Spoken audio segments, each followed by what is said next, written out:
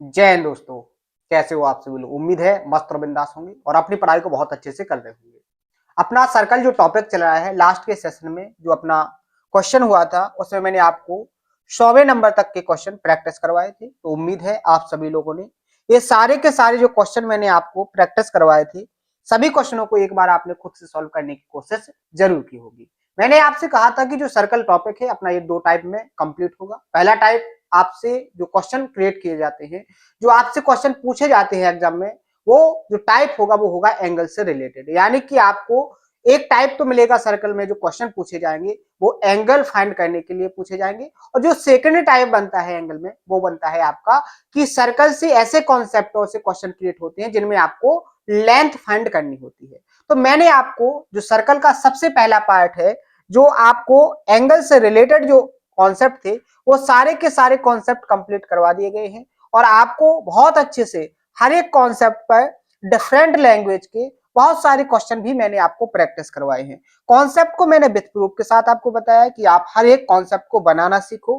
अगर आप कॉन्सेप्ट को बहुत अच्छे से देखते हो, बहुत अच्छे से प्रैक्टिस करते हो, उसको मल्टीपल टाइम रिवाइज करते हो, तो आपने खुद में एक इंप्रूवमेंट जरूर देखा होगा कि आज की जो कंडीशन है आपकी, पहले दिन की अपेक्षा आप खुद से कॉन्सेप्ट को क्रिएट करना सीख चुके होंगे बहुत अच्छे से।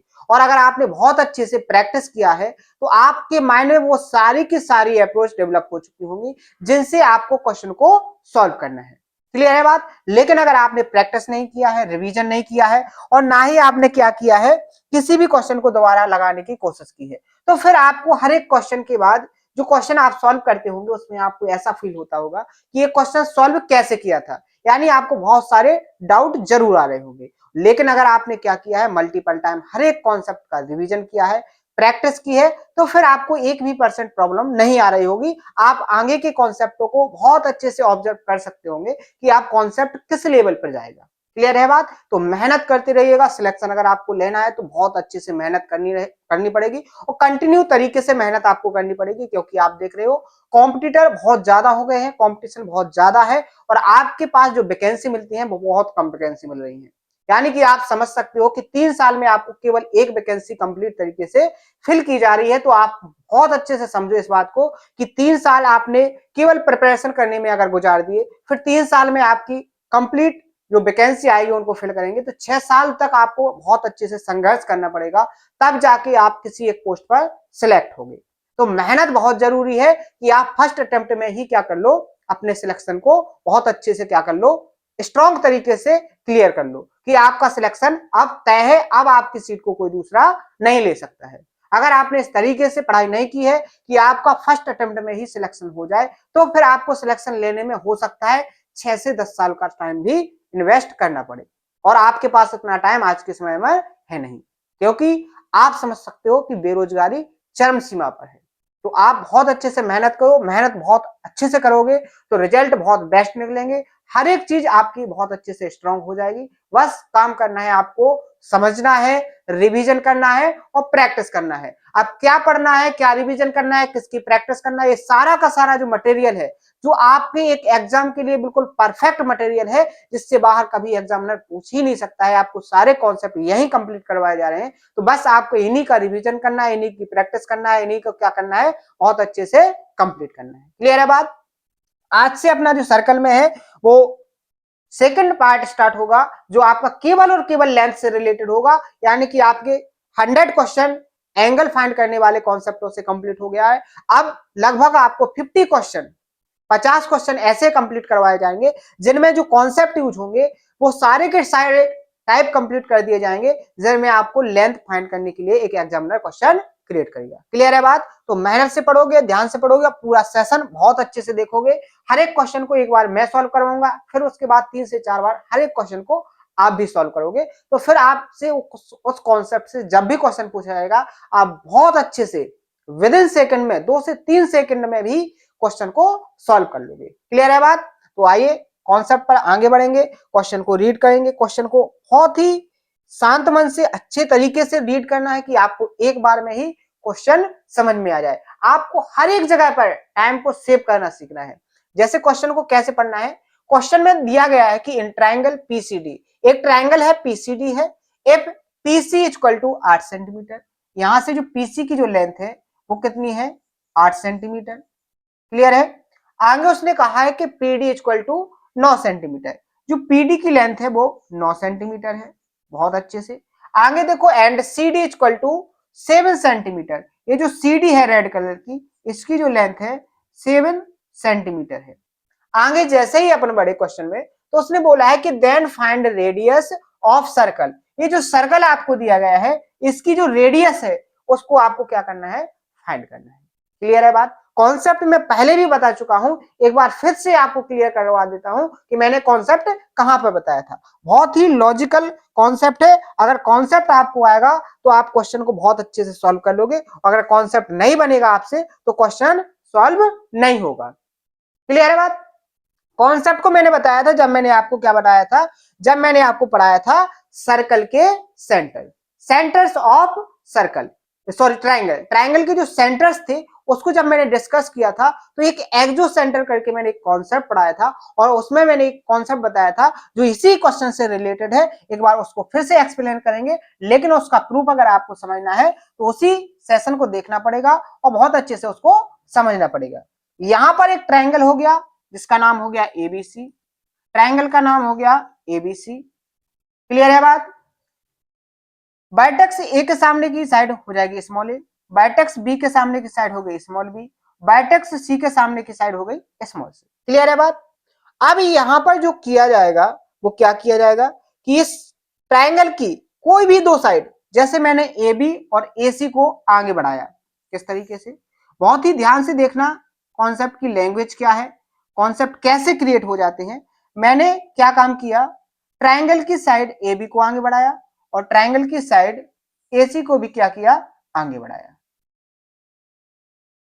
इस तरीके से मैंने दोनों साइड को क्या कर दिया, आगे बढ़ा दिया। कॉन्सेप्ट की लैंग्वेज को अगर आपने समझ लिया तो कॉन्सेप्ट तो आपसे बेसिक तरीके से भी प्रूफ हो जाते हैं। यहां पर मैंने क्या काम किया, ट्राइंगल की दो साइड, साइड ए बी और साइड ए सी को क्या किया, आगे बढ़ाया। क्लियर है बात। यहां तक आपको उम्मीद है बहुत अच्छे से समझ में आ गया होगा। अब यहां पर एक जो सर्कल है वो ऐसे एडजस्ट किया गया है कि जो ट्रायंगल की दो साइड है जिनको बढ़ाया गया है और जो ट्रायंगल की तीनों साइड, तीसरी साइड है, वो तीनों साइडों को क्या करेगा, टच करेगा। यहां देखो ध्यान से, इस तरीके से। तो आप देखोगे यहां पर जो सर्कल की सरकमफ्रेंस है, ये क्या है, सर्कल की जो तीनों साइड्स हैं, दो साइड जो बढ़ाई गई है, इसको यहां पर, इसको यहां पर और इसको यहां पर टच कर रहा है। ये सर्कल का क्या है, सेंटर है। ओ क्या है, सर्कल का सेंटर है। अब आपको जो फाइंड करना है, सेंटर से सरकमफ्रेंस तक की जो डिस्टेंस होती है, बहुत अच्छे से पता है आपको क्या होती है, स्मॉल आर। तो इस कंडीशन में जो मैंने आपको डायग्राम बनाया है, इस कंडीशन में आपकी जो आर की वैल्यू होगी वो क्या होती है, ट्रायंगल का जो एरिया होगा उस एरिया को आपको किससे डिवाइड करना है, एस माइनस जिस साइड पर आपका सर्कल टच करेगा। कौन सी साइड है, ए। तो यहां से क्या हो जाएगा, ए। आपका फॉर्मूला कंप्लीट क्या हो गया, यहां पर रेडियस की जो वैल्यू होगी वो ट्रायंगल के एरिया को डिवाइड करना है आपको। जो ट्रायंगल का सेमी पेरीमीटर में से जो ट्रायंगल की साइड पर जो जिस साइड पर आपका सर्कल टच कर रहा है उस साइड की लेंथ को माइनस करके क्या करना है, ट्रायंगल के एरिया को डिवाइड करना है। क्लियर है बात। मान लीजिए ट्रायंगल का एरिया कितना है आपका, मान लीजिए आपका 12 सेंटीमीटर है। कितना है, 12 सेंटीमीटर है। और आपका पेरीमीटर मान लीजिए यहां पर कितना है, 16 है, सपोज कर रहे हैं अपन। और इस लेंथ की जो साइड है मान लीजिए आपकी 8 है, तो आप इसको 8 माइनस करोगे, एरिया आपका 12 हो गया, एस आपका यहां पर क्या हो गया, यहां पर जो एस की वैल्यू है वो 16 हो गई और यहां पर जो ए की वैल्यू है मान लीजिए 8 हो गई। तो आपसे यहां पर अगर पूछा जाएगा कि आर की वैल्यू क्या है, ये जो लेंथ है मैंने आप अपने मन से ली है, आप कुछ भी ले सकते हो उसको, एग्जाम्पल समझाने के लिए मैंने इस वैल्यू को लिया है। तो यहां पर आर की वैल्यू क्या हो जाएगी, 12/16 माइनस 8, तो क्या हो जाएगा आर इक्वल टू 12/8। यानी 12 को जब आप 8 से डिवाइड करोगे जो आंसर आएगा वो आपकी किसकी वैल्यू होगी, सर्कल की रेडियस की। बात क्लियर है, एग्जाम्पल आपको समझ में आया, कॉन्सेप्ट की जो लैंग्वेज है वो आपको समझ में आई। अब अगर आपको इसका प्रूफ देखना है तो आप ट्रायंगल के सेंटर्स करके आपकी जो प्लेलिस्ट मैंने आपको बनाई थी उस प्लेलिस्ट में जाना और जो लास्ट का सेंटर है उसको बहुत अच्छे से देखना आप लोगों, विद प्रूफ्स के साथ मैंने इसको कंप्लीट करवाया था। क्लियर है बात। अब चलते हैं अपन क्वेश्चन पर। यहां पर भी इसी तरीके से डायग्राम को बनाया गया है, केवल इसकी डायरेक्शन को चेंज कर दिया गया है। जो मैंने समझाया वो इस तरीके से और इसकी डायरेक्शन इस तरीके से कर दी, कोई बात नहीं। यहां पर जो आपका क्या होगा, सर्कल की जो रेडियस होगी वो क्या होगी, सबसे पहले मुझे जरूरत है ट्रायंगल के एरिया की। कैसे निकालेंगे, तो आपको पता है कि ट्रायंगल की जो एरिया है अलग अलग कॉन्सेप्टों से आप निकाल सकते हो, लेकिन यहां पर आप देखोगे जो कॉन्सेप्ट लगेगा वो लगेगा आपका हीरोन्स का फॉर्मूला। क्या लगेगा, हीरोन्स का फॉर्मूला। तो हीरोन्स का फॉर्मूला क्या कहता है कि ट्रायंगल की तीनों साइडों को जोड़कर उसको आधा करो तो एस की वैल्यू निकलेगी। यानी आपका क्या हो जाएगा, 8 और 9 17। 17 में अगर आप किसको जोड़ोगे, आप जोड़ोगे किसको, 7 को, तो हो जाएगा 24 और 24 का आधा करोगे तो आपको एस की जो वैल्यू मिलेगी वो मिल जाएगी कितनी, 12। क्लियर है बात। अब आपको फाइंड करना है एरिया, डेल की वैल्यू, तो क्या हो जाएगा अंडर रूट 12 इंटू क्या होता है एस माइनस ए, 12 से 8 जाएंगे कितने बचेंगे 4, एस माइनस बी 12 से 9 जाएंगे कितना बचेगा 3, फिर एस माइनस सी 12 से 7 जाएंगे कितना बचेगा 5। क्लियर है बात। फॉर्मूला आपको याद होना चाहिए। ट्रायंगल जब स्टार्ट टॉपिक किया था तो ये सारे के सारे कॉन्सेप्ट मैंने आपको एक्सप्लेन किए थे। क्लियर है बात। यहां पर देखो कि 12 और 4 थिया 12, यानी 2 रूट के अंदर 12 है तो एक बाहर आ जाएगा, क्या हो जाएगा 12, और रूट के अंदर क्या बचेगा 5, यानी डेल की वैल्यू आपकी क्या आ गई 12 रूट 5। लेकिन आपको आर की वैल्यू फाइंड करना है तो फॉर्मूला होता है डेल अपॉन एस माइनस ए। तो यहां से आप देखो डेल की वैल्यू आपकी कितनी आ गई 12 रूट 5 अपॉन एस की वैल्यू आपकी 12 है, ए की वैल्यू क्या है आपकी 7, 12 में से 7 जाएंगे तो कितना बचेगा 5, और रूट 5 से 5 को डिवाइड करोगे तो कितनी बार डिवाइड होगा रूट 5 बार।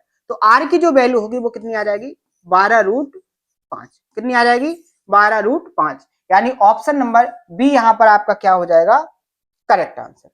ये जो मैंने आपको सारी की सारी जो प्रोसेस करके दिखाई है, ये जो प्रोसेस है ये आपको बिल्कुल निगलेक्ट करके चल रहा है एग्जाम में, लेकिन अभी आपका स्टार्टिंग टाइम है, आपको पूरी कैलकुलेशन करके मैंने दिखाई है।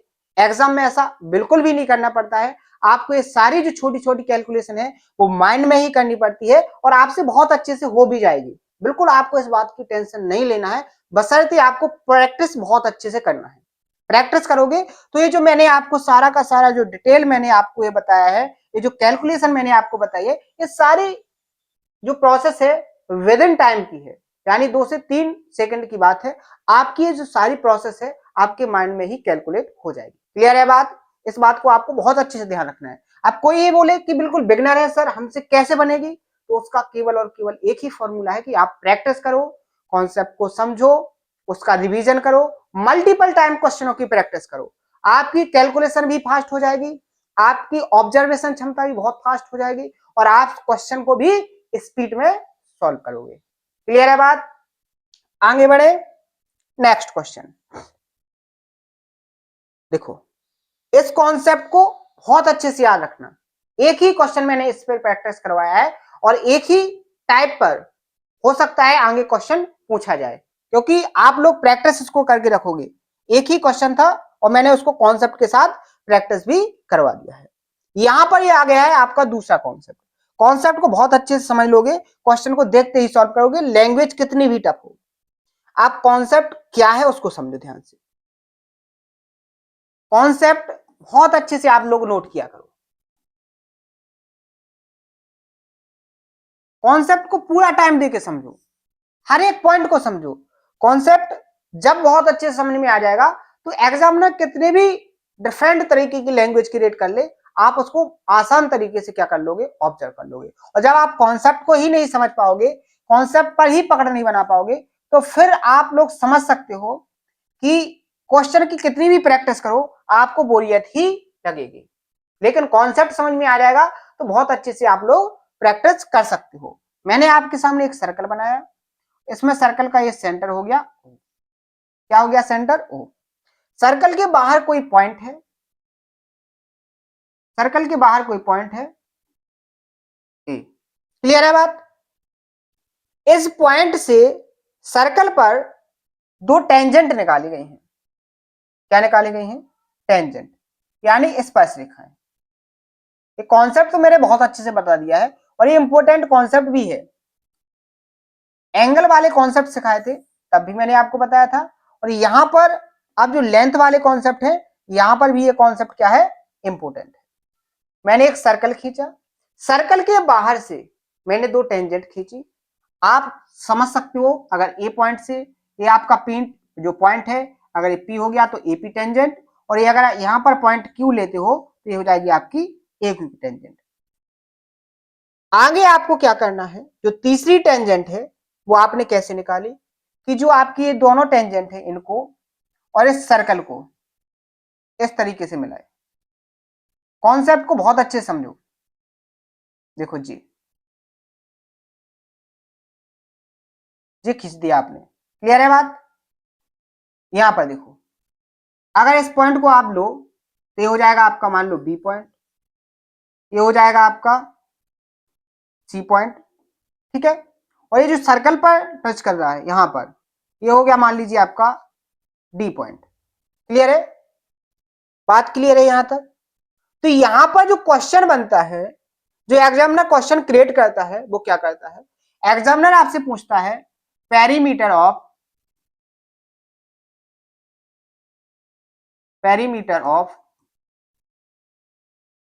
Triangle A B C, A B सी।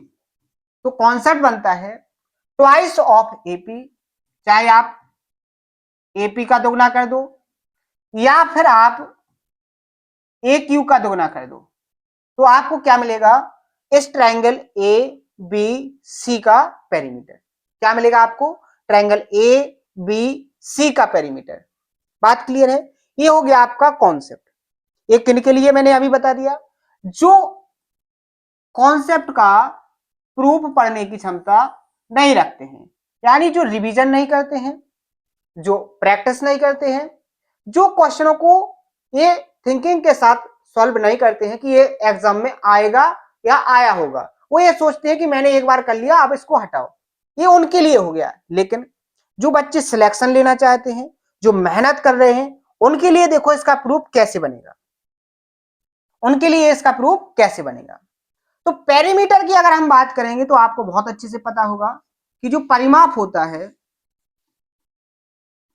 क्या होता है, जो परिमाप होता है, जो परिमाप की वैल्यू होती है वो क्या होती है, ट्रायंगल हो चाहे रेक्टेंगल हो, कोई भी डायग्राम हो, आपको करना क्या है, जो डायग्राम है उसकी सारी की सारी लेंथ जिनसे वो बना है उनका सम कर देना है। जैसे ट्रायंगल की तीन साइड होंगी, ए बी, बी सी और सी ए, इन तीनों को अगर आप ऐड करोगे तो वो ट्रायंगल ए बी सी का क्या हो जाएगा, पेरीमीटर। ये बात क्लियर है? तो यहां पर देखो पेरीमीटर क्या हो जाएगा, a b plus b c plus c a, एक इसका पेरीमीटर हो जाएगा ट्रायंगल एबीसी का, और यही आप कॉन्सेप्ट निकालना चाहते हो। क्लियर है बात? यहां तक किसी को कोई प्रॉब्लम?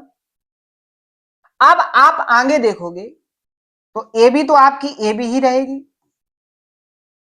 प्लस आपको पता है बीसी को आप क्या लिख सकते हो, इस बीसी को क्या आप लिख सकते हो, B D plus C D, B D plus C D. तो मैंने इसको लिख दिया किसको, बीसी को, B D plus C D, और सी ए तो आपका सी ए ही रहेगा। बात क्लियर है?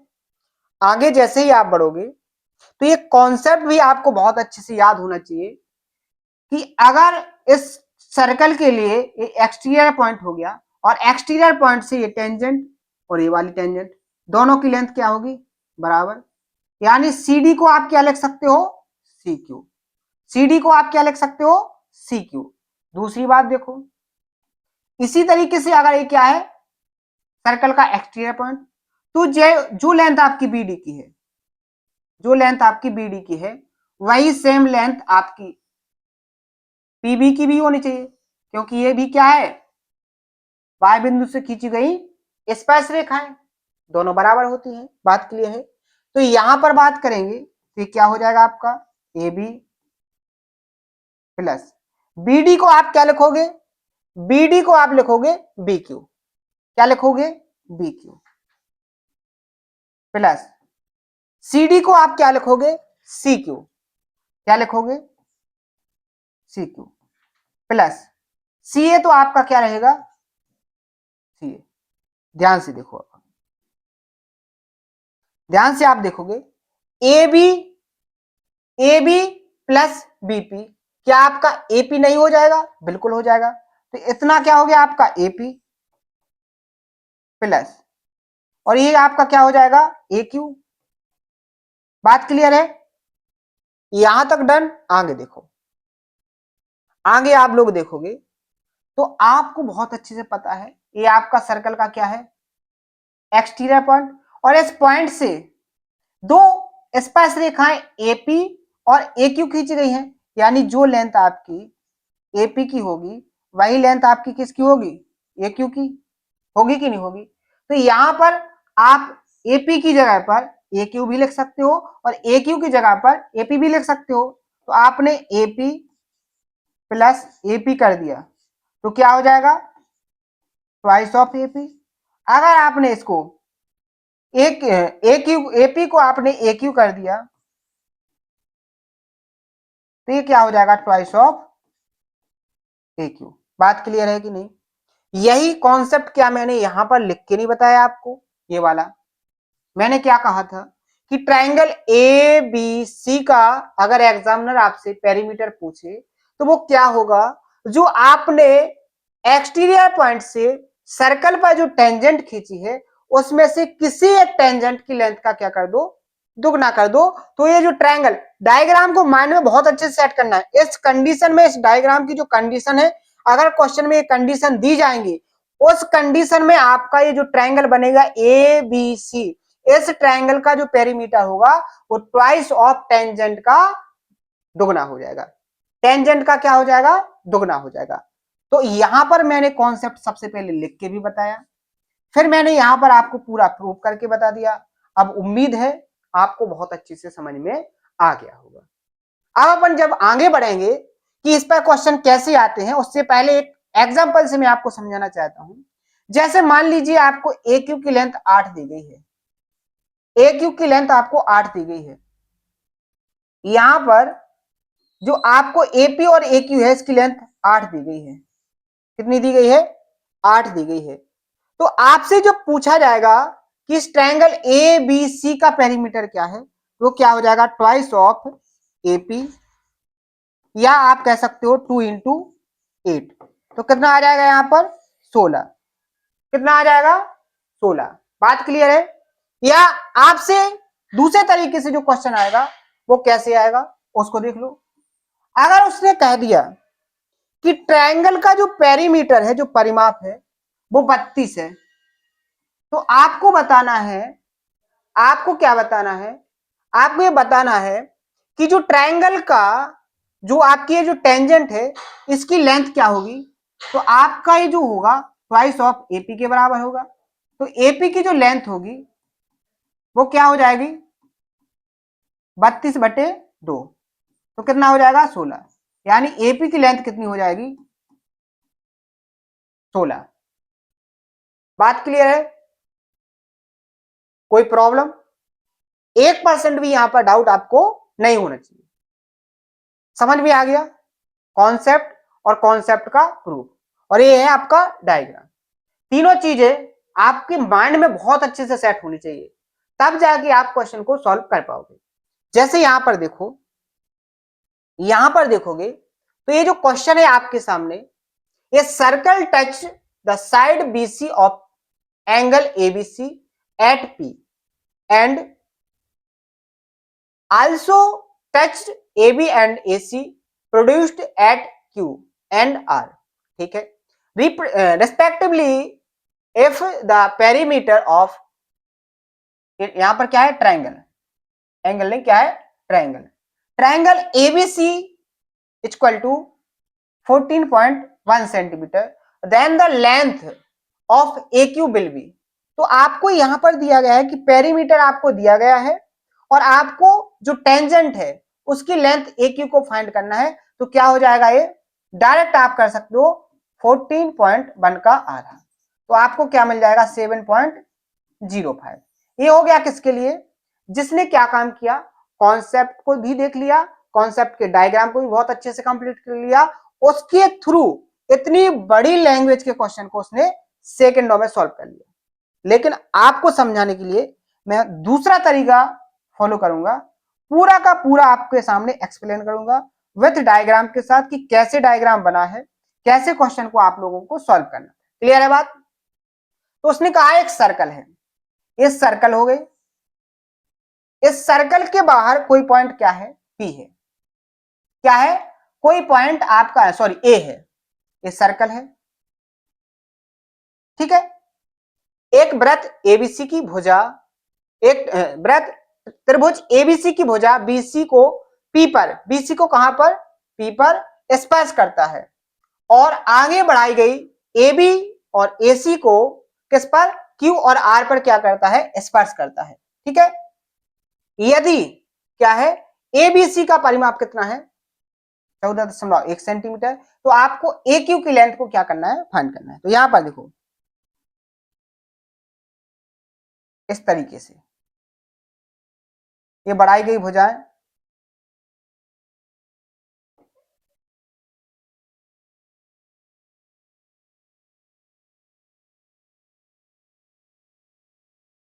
ये बन गया आपका त्रिभुज ए बी सी। ए बी को आगे बढ़ाओगे, ए बी को जब आप आगे बढ़ाओगे और ए सी को आगे बढ़ाओगे तो क्यू, ये यहां पर क्यू पर, और यहां पर जो टच करेगी वो आर पर, और जो बीसी को जब मिलाओगे तो यहां पर जो टच करेगी वो कहां पर करेगी, पी पर। बात क्लियर है, ये आपको इंफॉर्मेशन दी गई थी। अब उसने क्या कहा है, उसने कहा है कि इस त्रिभुज ए बी सी का जो पेरीमीटर है वो 14.1 है और आपको ए क्यू की लेंथ, इस टेंजेंट की जो वैल्यू है वो फाइंड करना है। तो सिंपल सी बात है कि ये क्या होगा, पेरीमीटर 14.1 की जो वैल्यू होगी ट्वाइस ऑफ ए क्यू होगी, और ए क्यू की वैल्यू होगी तो आप क्या करोगे, 14.1 को किससे डिवाइड करोगे, 2 से। जब डिवाइड करोगे तो क्या आ जाएगा 7.0, यानी ए क्यू की वैल्यू आपके पास क्या निकल के आएगी 7.05। ये आपका क्या हो जाएगा आंसर। ये मैंने आपको विथ डायग्राम के क्वेश्चन को सॉल्व करके बता दिया। क्लियर है बात, आपको बहुत अच्छे से समझाया जा रहा है। मैंने कॉन्सेप्ट को यहां बता दिया है, क्वेश्चन को यहां प्रैक्टिस करके बता दिया है। अब इस क्वेश्चन का जवाब आपको कमेंट बॉक्स में देना है कि इसका आंसर क्या होगा। बात क्लियर है। आज के सेशन में अपन यहीं रुकेंगे, कल के सेशन में यहां से आगे बढ़ेंगे, लेकिन इसका आंसर आपको कमेंट बॉक्स में जरूर देना है। बात क्लियर है। उम्मीद है बहुत अच्छा सेशन लगा होगा, और सेशन अगर आपको समझ में आया है और पसंद आया है उसको ज्यादा से ज्यादा शेयर करना है। आज के सेशन में अपन यहीं रुकेंगे, मेहनत करते रहिएगा। अगर आपको सिलेक्शन लेना है, मेहनत करोगे तो ही सिलेक्शन मिलेगा, अगर मेहनत नहीं करोगे तो सिलेक्शन नहीं मिलेगा। तो आज के सेशन में इतना ही, मिलते हैं नेक्स्ट सेशन में। थैंक यू, धन्यवाद।